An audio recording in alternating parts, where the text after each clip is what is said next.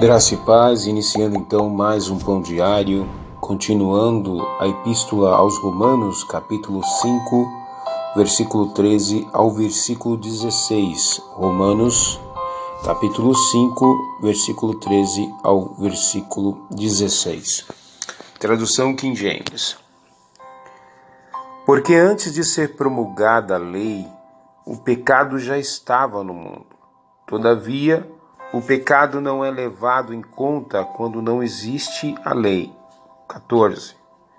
No entanto, a morte reinou desde a época de Adão até os dias de Moisés.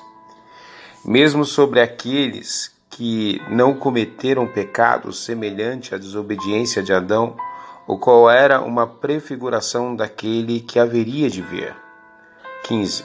Contudo, não há comparação entre o dom gratuito e a transgressão, pois se muitos morreram por causa da desobediência de um só, muito mais a graça de Deus e o dom pela graça de um só homem, Jesus Cristo, transbordou para multidões.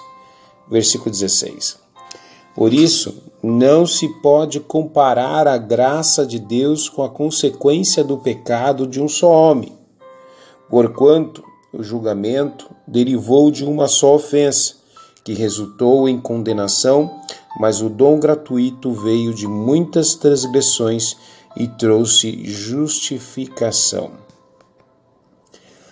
Amados, o apóstolo Paulo, dentro do capítulo 5, ele vem tratando a questão do benefício da justificação. Nós estamos num processo a qual o apóstolo Paulo iniciou esta carta de forma cristocêntrica, falando do Evangelho de Cristo, que é o poder de Deus para a salvação de todo aquele que crê.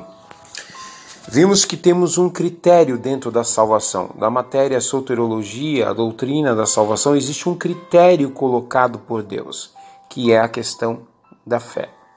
E diante de tudo que já foi abordado e questionado e tratado aqui em todos os outros capítulos, e é importante que você tenha este conhecimento dos demais capítulos anteriores, pois na verdade irão complementar dentro do contexto e deste próprio texto o que a gente tem tratado e ensinado através do apóstolo Paulo. E agora o apóstolo Paulo traz para nós que, de forma bem clara e objetiva, no versículo 13, dizendo: porque antes de ser promulgada a lei, o pecado já estava no mundo. Todavia, o pecado não é levado em conta quando não existe a lei. O fato é que as pessoas pecaram antes mesmo que a lei fosse estabelecida. É isso que o texto quer nos mostrar. Precisamos entender que quando o pecado, pela desobediência de Adão, além de ela ser transmitida para toda a humanidade, o pecado ele foi tratado com o juízo de Deus. E qual foi esse juízo? A morte. A morte física é uma característica do juízo de Deus sobre o pecado. Então, colocando ali o homem literalmente sobre o juízo de Deus. Mas esta ainda não é a ira de Deus sobre o pecado, a qual Romanos vem tratando em Romanos 1, versículo 18 ainda. E nós vemos então que Paulo ainda continua dizendo, mas porque ela não existia, né? Todavia, o pecado não é levado em conta quando não existe a lei. Ou seja, ninguém pode ser condenado, ninguém pode ser réu antes que tenha uma lei que define que aquilo seja um crime ou um pecado. Até na nossa própria Constituição Federal existe esse fato. Ninguém pode ser condenado se não houver uma lei que determine aquele crime. E diante disso, é a mesma coisa. Como é que Deus poderia literalmente condenar alguém se ainda não haveria uma lei explícita, promulgada, pronunciada, anunciada à humanidade para que ela pudesse se sujeitar então e daí diante ela entender que se ela cometesse um deslize, haveria então a consequência de ser julgado e condenado. Mas mesmo com a ausência da lei, entre Adão e Moisés, nós vemos uma sentença, a morte. Então veja, Deus ele não considera o homem como irresponsável, mesmo que ele não tenha uma lei explícita em relação ao pecado. Pelo contrário, Deus não só responsabiliza o homem pela questão da desobediência adâmica, mas existe uma consequência, que esta consequência, o resultado é a morte. E assim como o pecado entrou só por um só homem e a consequência atingiu a todos de forma difusa, ampla, todos aqueles que são humanos, que nascem debaixo do pecado, da condição da condenação eterna. Lembrando que a lei entre Adão e Moisés não havia uma lei estabelecida, mas já havia o juízo de Deus para tratar a questão do pecado. No versículo 14 ele diz assim: no entanto, a morte reinou desde a época de Adão até os dias de Moisés. É isso que de fato nós precisamos entender, que mesmo sem o período da lei, trazendo então a consequência, a definição dos crimes dentro daquilo que Deus havia colocado como mandamento, Deus já vinha punido com a morte. Então ele está dizendo, no entanto, a morte reinou, ou seja, ficou de fato esclarecido, demonstrado que o ser humano começou a morrer, né? Uma das hipóteses iniciais é que nós vemos o primeiro homicídio foi Abel sendo morto pelo seu próprio irmão, e os demais que foram prosseguindo durante os anos. É claro que no período de Adão a Moisés os homens viviam mais anos do que hoje atualmente, pois Deus colocou um limite para que as pessoas pudessem então não viver mais como naquela época, quase uma década ou até um século, como foi o caso de Matusalém. Continuando aqui, então a morte ela reinou, ela ficou característica, ela ficou exposta, mostrando então que o homem não viveria mais como Deus, né? Que ele era lá na priori, lá no começo, lá no Éden, ele era eterno, porque ele conversava com Deus, ele tinha intimidade com Deus, e nesse período o homem não tinha pecado porque não havia desobedecido a Deus e nem ofendido a Deus.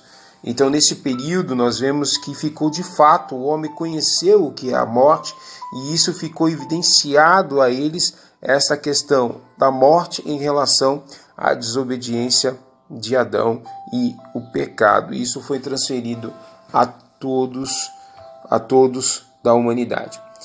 Continuando, e no entanto a morte reinou desde a época de Adão até os dias de Moisés, mesmo sobre aqueles que não cometeram pecado semelhante à desobediência de Adão. Isso de fato, irmãos, é a questão que quando Deus colocou para Adão uma ordem explícita, dizendo, olha, do fruto do bem e do mal você não deve comer. Deus havia dado esta ordem explícita a Adão, e Adão literalmente desobedeceu. Mesmo a humanidade não tendo uma ordem explícita de Deus a respeito disso, a morte ela reinou sobre toda a humanidade, tá? Continuando então aqui, deixa eu continuar, versículo 14. No entanto, a morte reinou desde a época de Adão até os dias de Moisés, mesmo sobre aqueles que não cometeram pecado semelhante, ou seja, tinha uma ordem expressa e desobedeceram a Deus, o qual era uma prefiguração daquele que haveria de vir. Aqui nós vemos então uma forma escatológica de fato falando do Adão perfeito, que é Cristo Jesus, porque é ele que é, na verdade, a possibilidade de sermos justificados. Então veja, nós temos um Adão imperfeito, um Adão caído pela desobediência, mas também temos um Adão que veio não fazer a sua vontade, mas veio fazer a vontade do Pai. E esta vontade ele cumpriu literalmente e de forma plena a vontade de Deus, que era o plano de resgate, de reconciliação daqueles que foram chamados e eleitos por Deus para serem salvos através de Cristo. Então nós vemos que Adão já era uma pré-figura, ou seja, escatologicamente, dentro do texto de Gênesis, quando nós vemos que Adão peca, nós vemos Deus declarando ali literalmente que do ventre da mulher sairia um que pisaria na cabeça da serpente, né, e que literalmente então, ou seja, tiraria toda a questão da autoridade, né, que a cabeça no Velho Testamento nesse sentido representa a autoridade. e a Bíblia relaciona que a serpente, no caso, ela feriria o calcanhar dele, ou seja, tentaria impedir o anúncio, né, da graça, do Evangelho de Cristo, mas Jesus Cristo pisaria na cabeça de Satanás e literalmente então tiraria a humanidade debaixo, vamos dizer assim, do engano que o diabo fez e que levou a humanidade a pecar, a viver uma vida de desobediência. Então nós vemos que o Adão imperfeito, caído, que é, no caso, nós somos descendentes e nisso ficou de fato a morte evidenciada em nossas vidas. Agora nós temos o Adão perfeito, que é Cristo Jesus, que não veio fazer a sua vontade, mas veio cumprir a vontade de Deus. No versículo 15, nós vemos lá: contudo, não há comparação entre o dom gratuito e a transgressão. Pois se muitos morreram por causa da desobediência de um só, muito mais a graça de Deus, o dom pela graça de um só homem, Jesus Cristo, transbordou para multidões. Veja que Paulo fala sobre que não há comparação, porque veja, a desobediência trouxe a morte. Crer em Jesus Cristo traz a justiça e a graça, o favor de Deus para aqueles que não merecem. Mas a gente pode ver que, diante disso, do que a gente está conversando, fazendo essa comparação, e que não é devida, deve ser feita esta comparação, porque veja, a transgressão ela traz uma consequência negativa para a humanidade, ela traz a morte. E a graça de Deus, que é o dom gratuito, que é um presente de Deus para aqueles que não teriam nenhuma condição de se apresentar a Deus, para que pudesse oferecer alguma coisa em troca, para que Deus pudesse salvar. Veja, a humanidade caída ela não tinha o que apresentar para Deus, mas Deus apresentou para si mesmo o Cordeiro, que é o Cristo, e de forma pela graça, essa graça é distribuída aos salvos que estão em Cristo Jesus. Aqueles, qual é o critério? É aqueles que creem em Jesus Cristo. Nenhum outro meio podemos ter benefício de sermos justificados diante de Deus. E quando nós falamos sobre salvação, na verdade não é para sermos apenas salvos da morte, do pecado, mas na verdade diretamente a salvação fala sobre a ira de Deus que vai se manifestar. Diante dos fatos que a humanidade tem vivido e a incidência do pecado alto, há uma incidência de mortalidade entre a humanidade, em inúmeros fatores, nós podemos ver que isso não é a ira de Deus, mas é a consequência do próprio pecado. Agora, a ira de Deus ainda vai se manifestar? Ainda vai se manifestar. E Deus deixará bem claro e derramará sobre ela, sobre aqueles que na verdade são ímpios, que se declaram inimigos de Deus e que lutaram junto com Satanás para contra a palavra de Deus. Mas voltando para o texto, que isso é uma questão de outro assunto, que a gente não vai tratar hoje, que é a questão escatológica dentro desse contexto, não é o de fato, mas acabou Paulo trazendo alguma coisa para nós.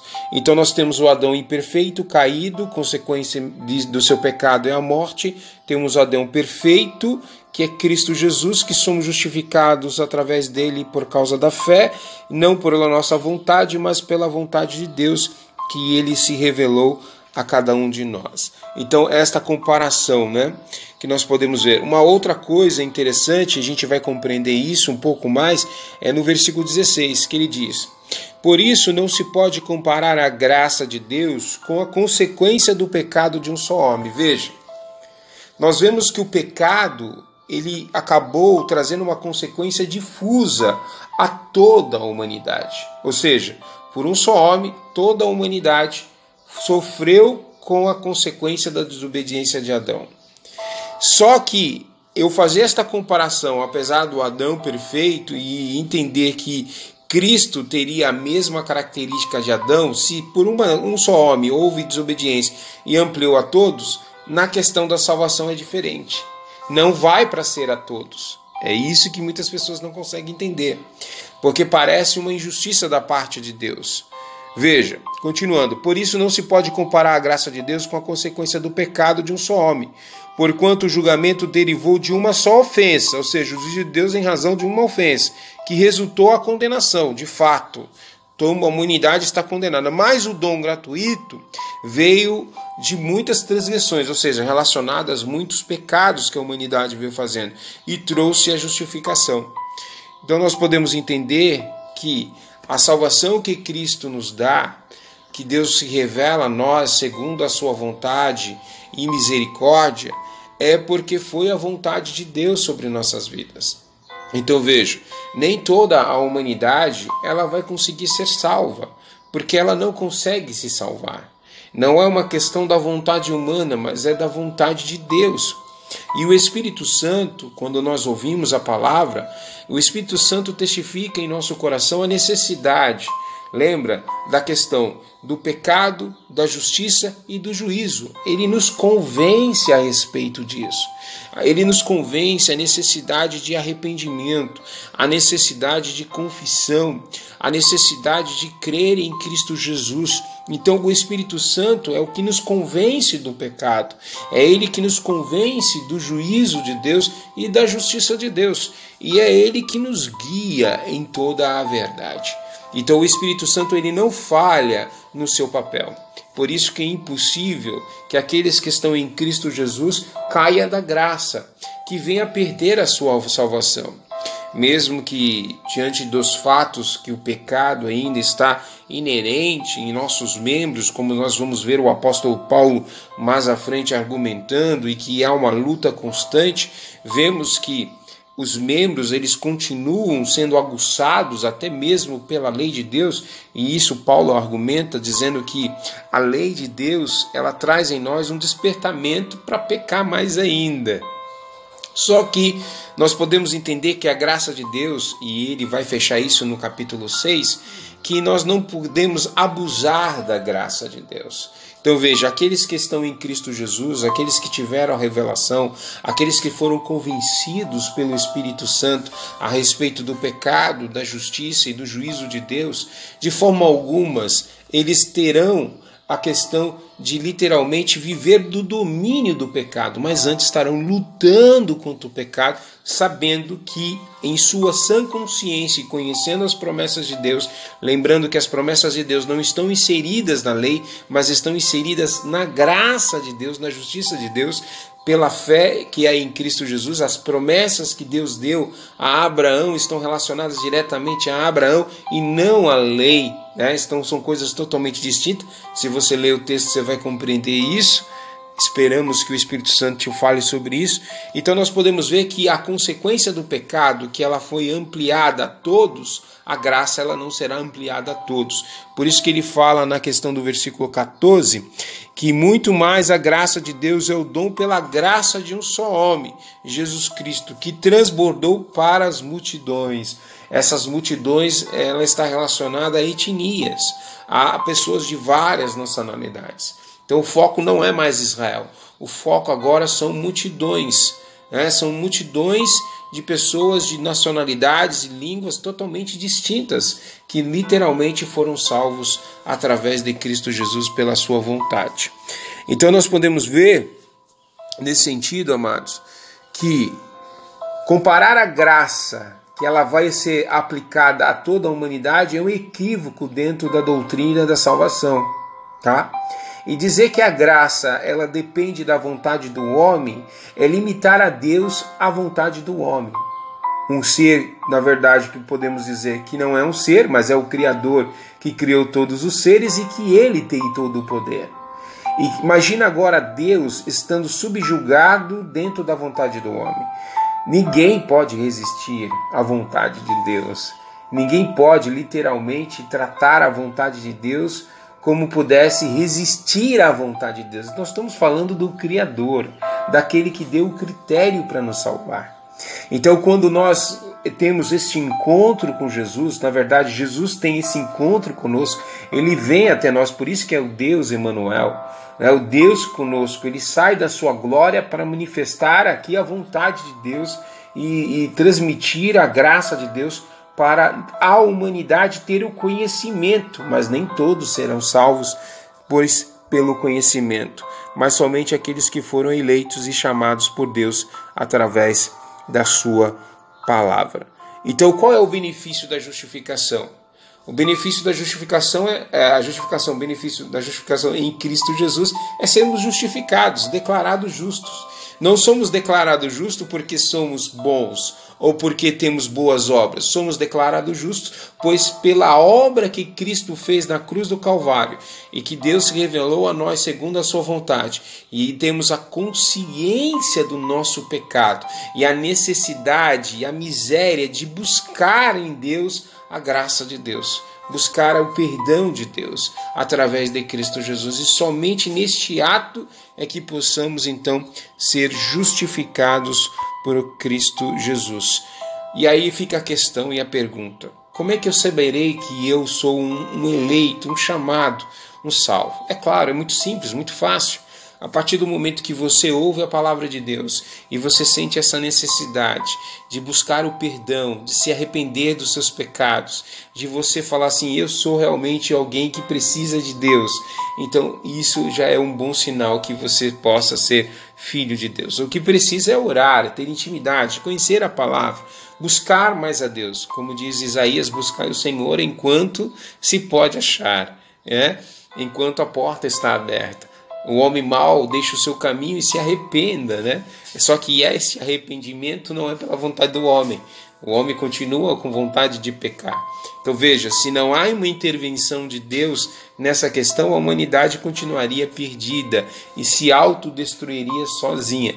Mas graças a Deus, pela vontade dele, pela misericórdia dele, pelo dom gratuito de Deus, nós temos conhecido a graça de Deus, o favor de Deus, e sabemos que literalmente não estaremos subjugados para a eternidade em uma morte eterna, mas sim a promessa de ressuscitar e vencer a morte. Assim como Cristo se entregou à morte, a morte não tinha domínio sobre ele, mas ele se entregou à morte e por 3 dias esteve morto, mas ao 3º dia ressuscitou num corpo de glória. É esta promessa que Cristo dá a cada um de nós que estamos em Cristo Jesus. Que você possa ter esta esperança, que você possa crer nessa esperança e que Cristo possa falar ao seu coração através do Espírito Santo. Vamos orar e agradecer a Deus?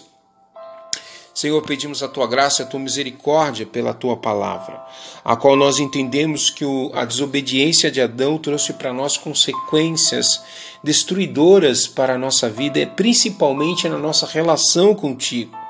Mas aqueles que, na verdade, receberam a revelação, a vontade de Deus através de Cristo Jesus, encontram o dom gratuito, o presente de Deus para nós, não por méritos, não porque somos bons ou porque temos obras que possam te agradar, mas de fato a Tua vontade nos alcançou através da Tua misericórdia. E a Tua misericórdia, como diz os textos anteriores, a Tua palavra, a Tua misericórdia nos leva ao arrependimento. É esta consciência que a própria palavra nos traz em nós, a necessidade de se arrepender dos nossos pecados. E é claro que a declaração daquilo que está lá dentro do nosso coração que nos condena deve ser exposto através dos nossos lábios diante de Deus e pedir a misericórdia dele para que então nós possamos ser lavados e remidos no sangue do Cordeiro, sempre fazendo a memória, o sacrifício de Cristo na cruz do Calvário, ao qual ele carregou os nossos pecados, mas não só carregou os nossos pecados, a qual o Senhor derramou a sua ira sobre o seu Filho, ali fazendo justiça por causa dos nossos pecados. E através desse sacrifício que o Senhor colocou como critério para resgatar as nossas vidas, para reconciliar-nos novamente contigo, para que possamos ter novamente a mesma comunhão que havíamos ali no Éden contigo. Por isso, Senhor, nós descansamos nas Tuas promessas. Senhor, fala com aqueles que conhecem a Tua palavra, com aqueles que sintam a necessidade de arrependimento. Ajuda-os, Senhor, a conhecer de profundidade a Tua palavra e que eles possam entender o dom gratuito que é Cristo Jesus.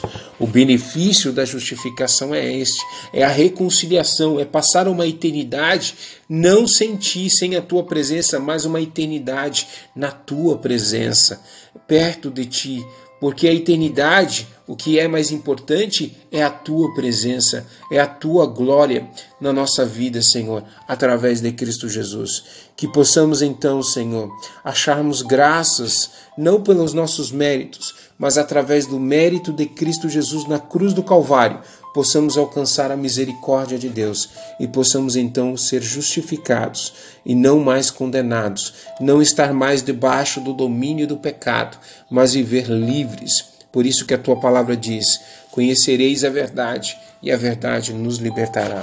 Nós te agradecemos, Senhor, pela tua palavra, por aquilo que tu tem ensinado, transmitido a tua palavra e nos ensinado a respeito dos benefícios da justificação. Por isso nós te agradecemos em nome de Jesus. Amém. O amor de Deus, a graça do nosso Senhor e Salvador Jesus Cristo, as doces consolações do Espírito Santo, sejam com todos e todos digam amém. Fique na paz. Deus te abençoe. Um ótimo dia. Paz.